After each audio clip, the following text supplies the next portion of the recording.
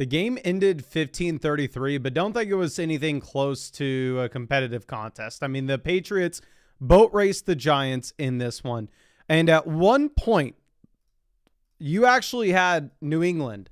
I think I sent this in the group chat in my league. They were up 27, or they had scored 27 points. And Trevion Henderson had scored 5 fantasy points on the day.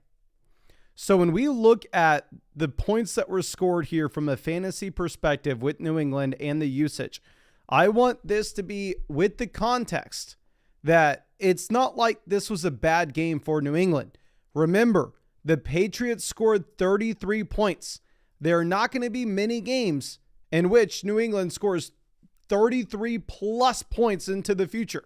This is a phenomenal football team, but still, 33 points is a lot of points to come by.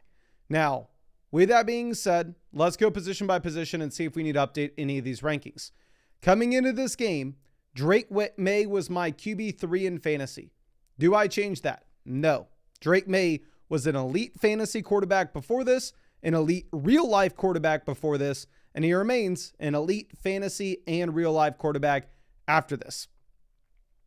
Going over to running back, if you are looking at the usage here, this is my biggest takeaway for the Patriots offense.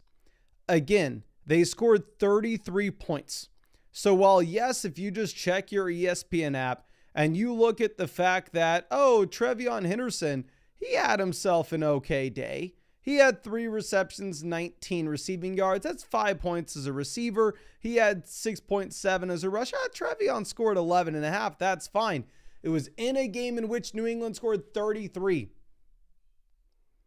Ramondre Stevenson had a ton of work here, especially at the beginning of this game as well. It's not like Ramondre was just out there in the fourth quarter when this game had gotten blown wide open. No, Ramondre had a role from the jump. Now, if you ask me, I think Trevion Henderson looks like the better running back. I think Trevion Henderson has proven himself to be the better running back, but ultimately, I'm an idiot. My opinion doesn't matter.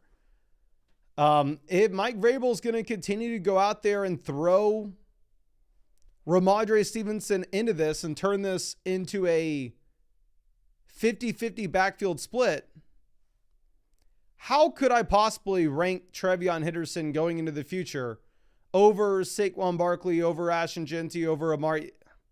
You just simply can't.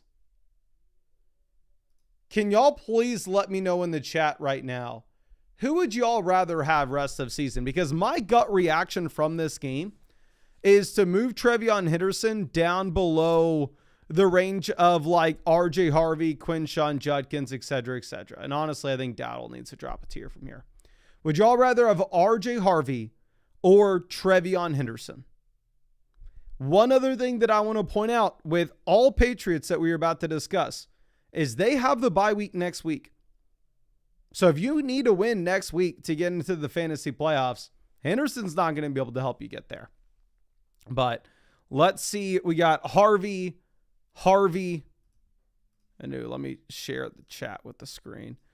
Harvey, Henderson, Henderson,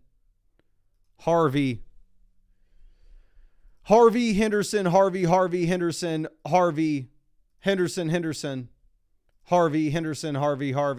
I agree. I think I'd rather have RJ Harvey. I think Trevion Henderson falls down to being like a low-end RB2. Like Jalen Warren is a committee back, and he's not nearly as talented or in nearly as good of an offense as Trevion. So I'd rather have Trevion. Dowdle's a committee back, not as good or not as good of an offense as New England. So I'd rather have Henderson. Walker's a committee back. He's not as good as Trevion Henderson. I'd rather have Trevion Henderson. But if we're looking at like the locked and loaded, unquestioned starters, I think you got to take them over Trevion Henderson at the very least.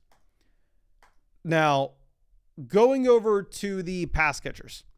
Hunter Henry gets there with the 4 receptions, 73 receiving yards, almost had a touchdown at one point as well. He had 6 targets. Hunter Henry remains a viable low-end tight end 1, high-end tight end 2. Where did we have him in our rankings coming into this? I had Hunter Henry at tight end 16. I'd probably rather have him over Mark Andrews, so I'll move him to tight end 15, but it doesn't really matter. You're just in the streaming options at tight end. Kayshon Boutte comes away with the receiving touchdown. And again, we've seen this time and time again with Kayshon Boutte. He's only going to be viable in games in which he scores a TD. You would say, oh, typically it's going to be very difficult to project out, but he continues to score a touchdown on like 1 out of every 5 receptions he's had this season, which is a crazy rate. I would still not want to put him in my lineup, though. Let me see where I had him in our rest of season ranks. I had him wide receiver 55 in our rest of season rankings. I'd probably rather have him over Shaheed, Trey Tucker, Chimere Dike, Luther Burden, Jaden Reed. I'd maybe move him up to wide receiver 50 inside the same tier with guys like Addison, Pearsall, Keenan, Jaden Higgins, Adonai Mitchell, Jaden Reed.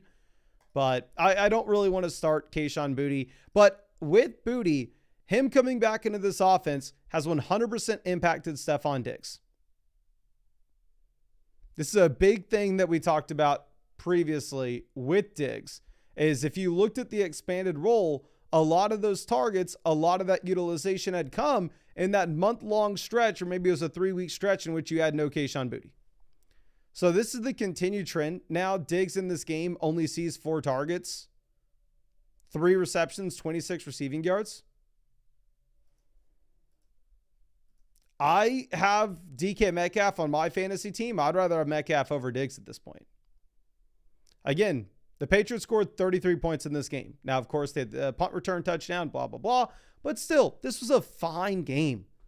And Diggs still is not getting there, and the usage is still not good enough when you have these other wide receivers. I know Kyle Williams scores the really impressive touchdown, but honestly, that frankly doesn't matter at all. You're not picking up Kyle Williams. But I think from a pass catcher perspective, really the only thing that's impacted here from this game is I'm moving Diggs down and I'm moving Trevion Henderson down our running back rankings as well, just because they're spreading the ball out to so many different names. Now, going over to the New York side of things, Jackson Dart continues to go out there and put his body at risk to win meaningless football games for the Giants. Does not pay off in this one, obviously, does not get the job done.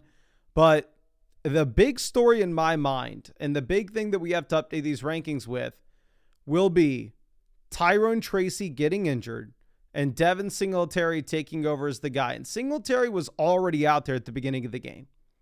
It wasn't like, oh, it was the Tyrone Tracy show until Tyrone Tracy went down and then Devin Singletary took over. No, Devin Singletary had a role from the jump. And now that you have the injury to Tyrone Tracy, where Tyrone Tracy had to get carted off, I think at this point you have to prefer Singletary over Tracy rest of season. At least I would. And if Tracy's gonna miss time going into the future, Devin Singletary is startable. Like, I think you put him up inside the same range of guys like Trey Benson, DeAndre Swift, Kyle Monangai, Woody Marks. So this ranking is based off the assumption that Tyrone Tracy is going to miss time. Now, obviously, when we get news with Tracy, if that doesn't seem to be the case, I will go ahead and I will move Devin Singletary down. But Singletary looks to be a borderline top 24 running back now in fantasy. One hesitation is this Giants team isn't very good. Devin Singletary is not any good. But frankly, if you're going to get used as a receiver and you're kind of the last running back standing, both Tracy and Cam Scatterbo injured, I don't know. Devin Singletary looks like he is startable in fantasy. Then looking at the receivers, Darius Slayton scores a touchdown, but he only had 3 targets. Don't pick up Darius Slayton. He doesn't matter at all. And then going over and looking at Wan'Dale Robinson, disappointing performance from Wan'Dale. Honestly, I think we have to move him down quite dramatically. I would rather have I'd rather have Ladd. I'd rather have Wilson. I'd rather have Sutton. Actually, I don't even know if I can say that. Wan'Dale's still averaging 13.5 points per game. I probably move Wan'Dale Robinson down to wide receiver 24-ish.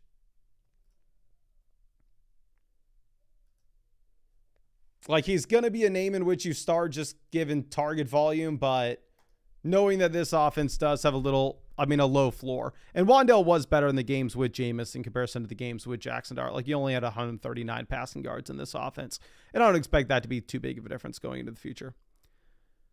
But I think that's all I got for this live stream. Stupid simple, stupid quick. We're in week 14. Obviously, not much is changing game to game. my rankings updates, which I'll update on flockfantasy.com every single day going through the rest of the season for y'all.